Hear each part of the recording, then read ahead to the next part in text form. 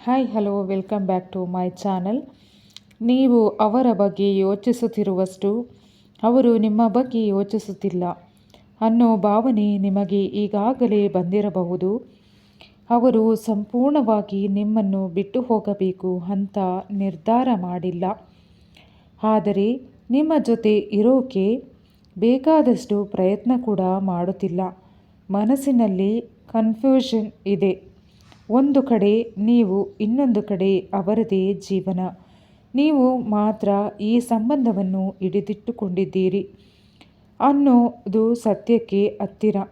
ಆದರೂ ಅವರು ನಿಮ್ಮನ್ನು ಸಂಪೂರ್ಣವಾಗಿ ಮರೆತಿಲ್ಲ, ಆದರೆ ನಿಮ್ಮನ್ನು ಆಯ್ಕೆ ಮಾಡೋ ಧೈರ್ಯವೂ ಅವರಿಗೆ ಇಲ್ಲ.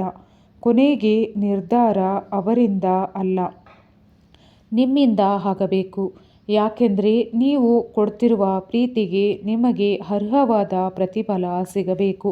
ಈ ವಿಡಿಯೋ ಇಷ್ಟವಾದರೆ ಲೈಕ್ ಮಾಡಿ, ಶೇರ್ ಮಾಡಿ, ಕಮೆಂಟ್ ಮಾಡಿ ಸ್ನೇಹಿತರೆ. ಧನ್ಯವಾದ.